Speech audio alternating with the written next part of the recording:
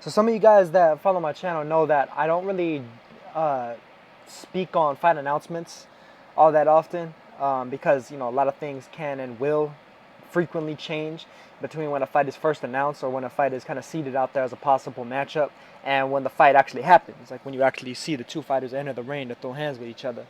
But I'd be remiss if I didn't mention this one because this card is right around the corner. It's right upon us. And it looks like the former WBA bantamweight champion, Rau'shee Warren, is going to be dropping in weight to 115 pounds, the hottest division in boxing, the best division in boxing, to take on McJoe Arroyo, the former IBF super flyweight champion. And this is actually going to wind up being a title eliminator. The winner will wind up getting a shot at the recently crowned IBF super flyweight champion Joanne Arcas, the man who actually defeated Arroyo in order to win that belt. And of course, most of you managed to recently see him as the co-feature to the Manny Pacquiao versus Jeff Horn card, where he pretty much fairly handily disposed of his contender level opponent, Teiro Kinoshita. It was basically an optional defense against a ranked contender. Did a fantastic job against him, wiped him out, won every round, knocked him out in the 7th round with a mean right hook to the body, where I've decided he had enough. But this is just a great matchup as far as I'm concerned. Rau'shee Warren, some of you guys that kind of know me from before I ever even started making YouTube videos knew that I've critiqued Rau'shee Warren in the past, specifically with the reasoning of I felt like when he first turned pro, coming out of his 3rd Olympics, incidentally, that I felt like he was fighting a little bit too high. I thought that 118 might be a little bit too big for him. The thing is, he did kind of overachieve in a way, and the fact that he did manage to become a world champion, even though he didn't necessarily hold that title for particularly long, and also the fact that he won that title in a fight that technically I thought he lost, and when he fought Juan Carlos Payano, he got a split decision win over Payano. I thought Payano should have won the fight close. The second fight I thought was pretty close as well. I thought that Payano won that one as well. But it's not necessarily taking much away from Warren because he did overachieve in light of my past critiques of him. I did think that he was somewhat kind of fighting above where he would optimally be fighting at. I think, and I think that kind of showed in the ring too, because in those fights as well as in his fight where he wound up losing his title against Janat Zakionov, he wound up gassing late in those fights. It seemed like he had some stamina issues, and a lot of people would chalk that up to the fact that it's like all these band camp guys, that are promoted by Broner or train around Broner or what have you. They have stamina issues, maybe because they don't train as hard as they possibly should be. But I think with Warren, he almost kind of mirrors Broner in a way, in the fact that similar to the way that Broner at welterweight, that's not really his optimal weight. Really, he should be fighting at 140. I think that Warren is a guy that he really should have always been fighting at 115. And, on the come up, it's cool for him to be fighting at 118 and everything because he's not really fighting the elite of the elite. He's not fighting top level opposition. He's fighting guys that are also ran. So, guys that he could basically beat at any weight. They could come in weighing 130 or whatever and he'll still beat them because he's just that much better than them. Just the gap in skill level and class is just so wide that he was going to beat him regardless. But when it came to the guys like Payano and Zakionov, who I don't even necessarily consider really the top of the tops of bantamweight, like just below that, like where say a Yang Manaka is, maybe say like where Zolani Tete is, he was able to at least compete in a fashion, but in those fights, especially in this recent fight against Zakionov, it wound up costing him his title. And even then, against Zakionov, he actually weighed 116 officially. I'm not sure what his weight was unofficially. Matter of fact, I think I only ever had one fight night weight for Rau'shee Warren. I can't find it at the moment, but I think he was somewhere around like 124 or 125. So he's not really a guy that was dehydrating, rehydrating really a ton of weight necessarily. A fair bit, but definitely no more than what really the average is for any fighter in any given weight class. Normally you'd see like say a 118 pounder rehydrating up into like the mid to high 120s as opposed to the low to mid 120s. So just reasonably speaking, in that sense, he was somewhat fighting above where he might optimally be at, both for his level of stamina, his level of endurance, and just like general competitiveness in terms of the opponent field there. McJoe Arroyo is a guy who, interestingly enough, had actually been rumored to be possibly dropping down to 112 pounds to fight Zhou Shiming. I had mentioned that recently as well. There was the possibility that he was going to drop down to 112, fight Zhou Shiming, and then Mick Williams Arroyo was going to move up to 115 to fight Naoya Inoue for Inoue's debut. And so I'd imagine that's a big part of the reason why this fight is going to wind up being on the Adrien Broner versus Mikey Garcia card.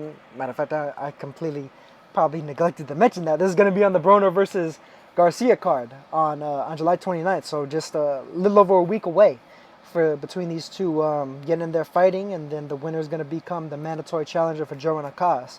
And it's just a fantastic fight. You know, McJoe Arroyo was likely already in training. Rau'shee Warren, I'd imagine, was probably already in training as well. I mean, it seems like the band camp guys, they tend to kind of train all with each other, regardless of if they have a fight or not necessarily. You know, it's like they kind of stay in the gym and everything. So it's a great fight. Arroyo is a guy, though, I think tends to be a bit too patient. You know, I think he was having some struggles with Arthur Villanueva in the fight where he actually won that title. It was a title that was actually vacated by Zlani Tete when he couldn't make 115 anymore and moved up. And then against Joe Nakas, I think Nakas was largely just kind of beating him to the punch. It was just like Arroyo was pretty much trying to play catch-up all night against Nakas. So when it comes to the matchup between Arroyo and Warren, I do favor Warren in this fight. I think that he is going to be a step ahead of Arroyo. I do think that he's a bit quicker to pull the trigger. A little bit quicker on his feet, a little bit quicker with his hands, although Arroyo is really no slouch in either of those facets of the game. But Arroyo, I think he tends to, even though he tends to score knockouts, like by accumulation, he's not really like a big puncher. Warren, on the other hand, he tends to be a pretty big puncher early on in his fights, like for the first 2-3 rounds. But then after that, it's almost like once his opponents are able to kind of get used to the speed, and then once he starts to slow down, which tends to be fairly rapid, at least in the past. I don't know, maybe he might be able to keep that up a bit better with better pacing and a higher rate at 115 as opposed to 118. Usually that power kind of dissipates after the first couple of rounds. So I mean, this is an interesting fight, I think, because of the fact that it could be a fight that takes place over 2 halves or over 3/3 or even over 4 quarters, because Warren is pretty much guaranteed to start fast. Arroyo tends to start a bit more patient and moderate. And Arroyo tends to kind of heat up as he goes along, whereas Warren tends to slow down as he goes along. So really, the longer this fight goes, I think it's going to favor Arroyo a bit more. But Warren can definitely get off to a very fast start and a very good start. I mean, even like as he did against Zakianov. He dropped Zakianov twice in the first round, had him really badly hurt.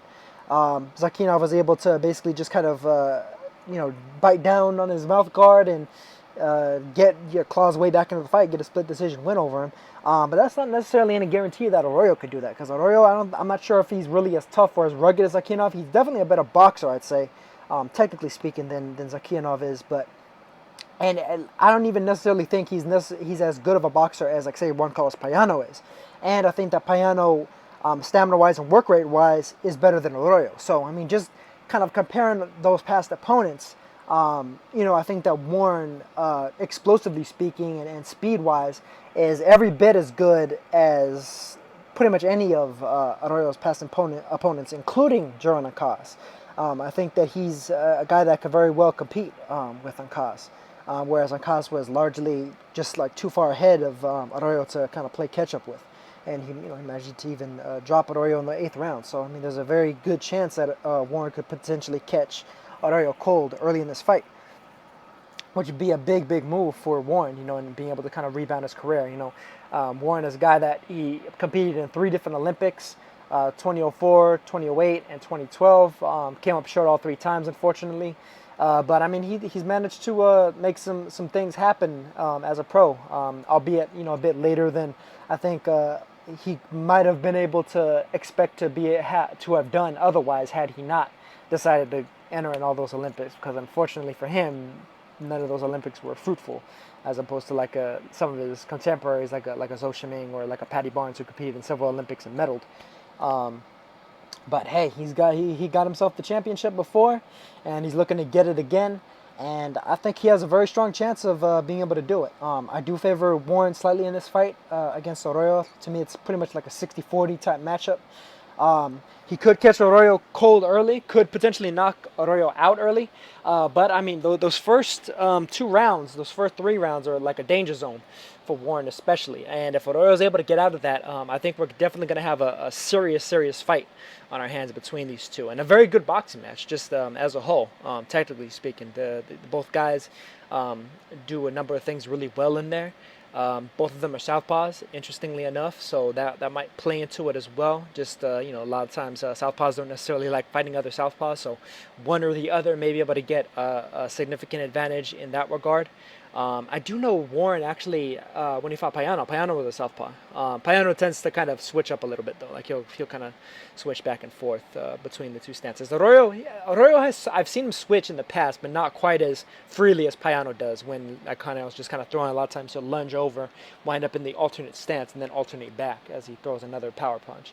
But like I said, solid fight, and really just a great addition to that Adrien Broner versus Mikey Garcia card. And I'd imagine that it's either going to come as the co-feature to Garcia and Broner, or possibly be the first fight on the official Showtime billing, because I think there'll probably be a Showtime Extreme portion of the card that shows Jarrell Miller versus Gerald Washington and Jamel Herring versus Alejandro Luna. I think those fights will probably be on Showtime Extreme. Very good fights, as a matter of fact. Great contender-level fight at heavyweight between Miller and Washington. Great contender-level fight between Jamel Herring and Alejandro Luna at lightweight. Two guys that will, on the come up, so to speak. Herring's trying to rebound from the loss that he suffered to Denis Shavakov. Alejandro Luna's a unbeaten fighter, kind of similar to the Washington and Miller. Washington's trying to rebound from the Deontay Wilder loss. Miller's kind of a hot prospect on the rise.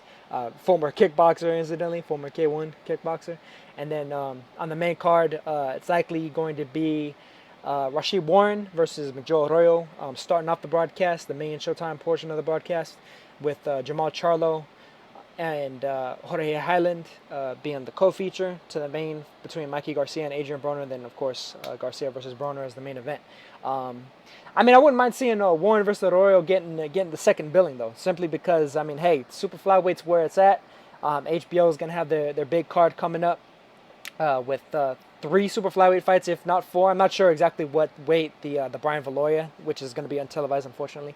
I'd imagine maybe they might stream it on YouTube, though, or something of that nature. Brian Valoria is going to be fighting on that card as well. I'm not sure if they found an opponent for him yet. Matter of fact, let me take a look and see if they have an opponent for him, since I'm already making this video and talking about the weight class in general. No, it's still listed at TBA, so September 9th, you know, they have plenty of time to find somebody for him. On BoxRec, they list it as a bantamweight fight, but, you know, I'd imagine that's just as the potential. Like, it really depends on who they're able to get on short notice for Valoria and what weight they're able to make. Because, you know, I'm sure Valoria could still make flyweight, just as he pretty much has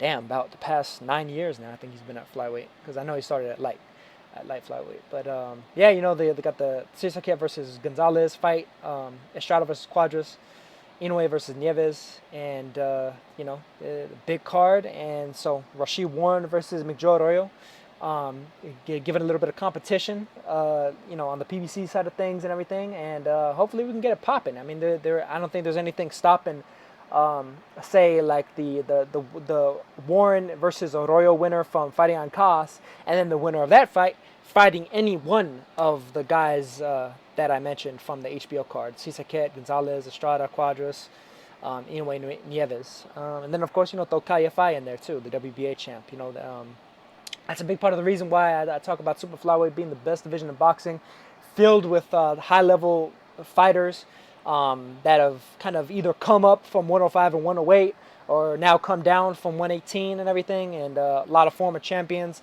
a lot of top contenders, a lot of guys that have proven themselves time and time again, and you know, have largely blown out a lot of the opposition, and looked quite impressively in doing so, by and large. You know, and Warren is no difference in that regard. You know, coming down from 118, let's see what he's got. Great fight. And you know, I definitely can't wait for this card as a whole. It's going to be a really good one, one of the better ones of this year. So, all that said, I will catch you guys on the next one. Peace.